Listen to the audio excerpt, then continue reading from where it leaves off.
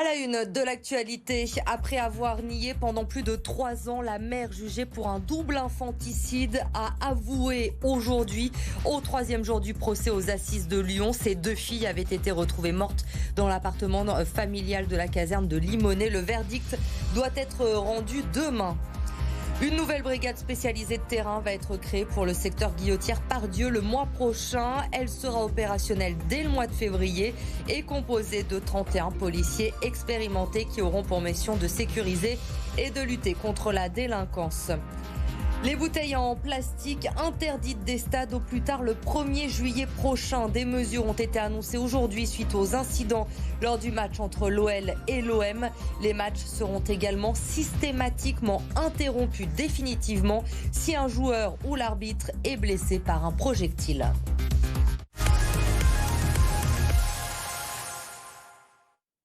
Mais d'abord, cette information, les syndicats de la SNCF ont finalement levé leur préavis de grève pour ce premier week-end de vacances de Noël, alors qu'un TGV sur 2 était annoncé sur l'axe sud-est et donc à Lyon pour ce week-end. En revanche, si vous deviez partir demain, vendredi, renseignez-vous bien puisqu'il y aura quand même des perturbations sur l'axe sud-est demain. On reste sur ces prévisions d'un TGV sur 2 seulement en circulation pour la journée de vendredi. Retour à la normale pour le week-end. Il avait prévenu, le président des ambulanciers du Rhône a entamé une grève de la faim ce matin. Bruno Basset s'est installé devant la caisse primaire d'assurance maladie avec son van pour interpeller le gouvernement sur la souffrance des ambulanciers et le manque de considération pour la profession. Mélanie Ferreira. Madame, bienvenue dans ma nouvelle maison. Installé dans son mini camping-car, Bruno Basset a tout prévu. C'est spartiate mais c'est efficace. Il y a le chauffage, il y a de l'électricité, il y a mes ordinateurs, il y a de l'eau. Depuis ce jeudi matin, il a entamé une grève de la faim pour alerter sur la situation de la profession, lui qui emploie près de 150 ambulanciers. On a une pénurie de personnel, on nous demande de continuer à faire, en tout cas dans le Rhône, l'équivalent de 5500 gardes par an. Et sans avoir bougé les tarifs. Donc aujourd'hui, c'est plus supportable. Ce qu'on veut, la démarche, elle est pas centrée vers moi-même, elle est centrée vers la profession. C'est que cette grille tarifaire soit mise en application. Et pour ça, il faut un décret, un arrêté et une note interministérielle.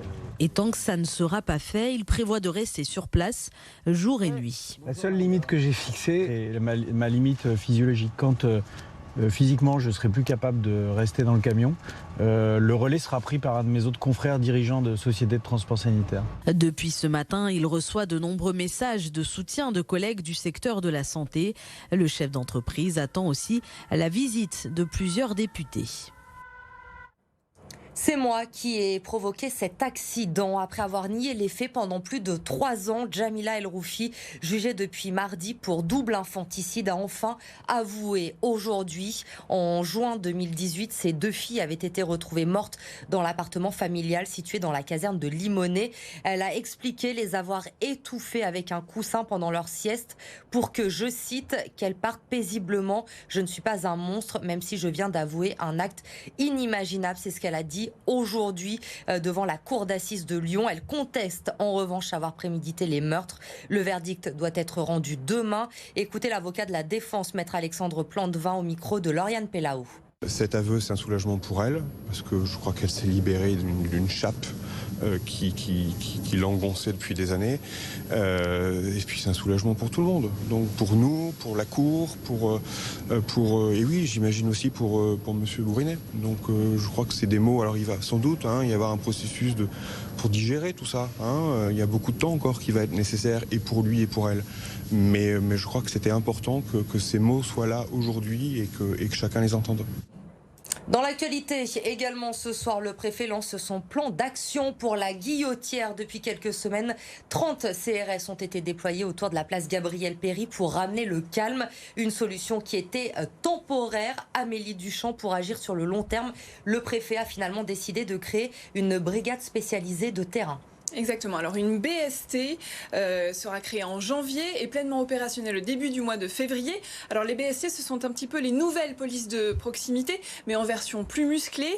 Dans cette brigade-ci, il y aura 31 policiers de la police nationale, des hommes expérimentés qui seront présents 7 jours sur 7, très mobiles. Ils pourront partir rapidement sur différentes zones.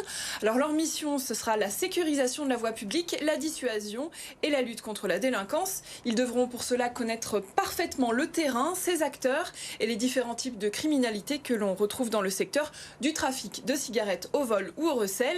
Alors cette BST, elle a été présentée hier conjointement par la préfecture, la métropole et la mairie centrale. Et justement, Grégory Doucet s'est exprimé à ce sujet lors du conseil municipal de ce jeudi.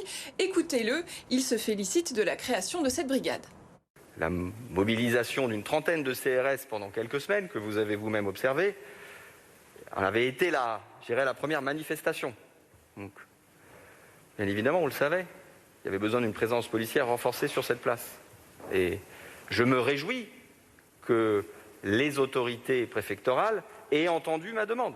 C'est effectivement par la coopération, la coordination de nos actions que nous savons que nous allons réussir à faire évoluer ce quartier et lui rendre la qualité de vie qu'il mérite. Alors cette nouvelle brigade, Amélie, sera évidemment déployée sur le quartier de la Guillotière, mais pas seulement, également du côté de la Part-Dieu.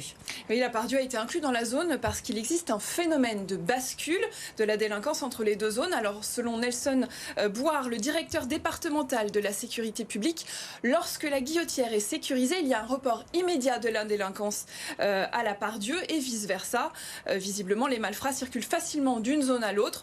Le périmètre de la BST devra être affiné dans les prochaines semaine, mais il couvrira certainement une zone allant du cours Lafayette au sud de la Guillotière. Merci Amélie pour toutes ces précisions.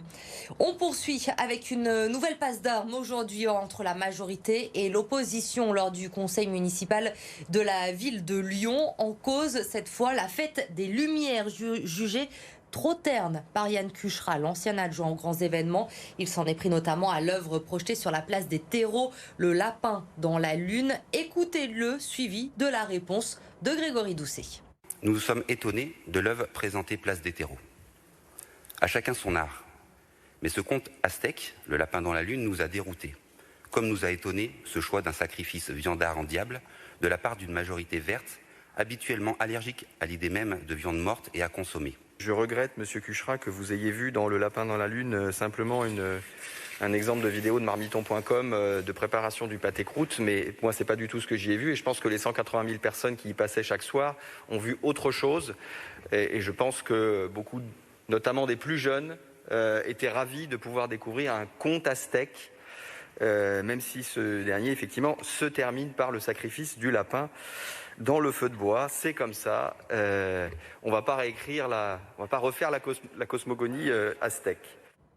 Après les incidents lors du match entre l'OL et l'OM, des mesures de renforcement dans la lutte contre les violences dans les stades ont été annoncées aujourd'hui. Les matchs de Ligue 1 et de Ligue 2 seront systématiquement interrompus définitivement lorsqu'un joueur ou un arbitre sera blessé par un projectile lancé depuis les tribunes. En cas d'incident dans un stade, la cellule de crise qui se tiendra sans les présidents des clubs devra se prononcer dans un délai maximum de 30 minutes. Les bouteilles en plastique seront également interdites dans les stades au plus tard le 1er juillet 2022 et les clubs devront enfin avoir un dispositif de sécurité anti-projection dès la saison prochaine avec par exemple l'installation de filets de sécurité lors des matchs jugés à risque.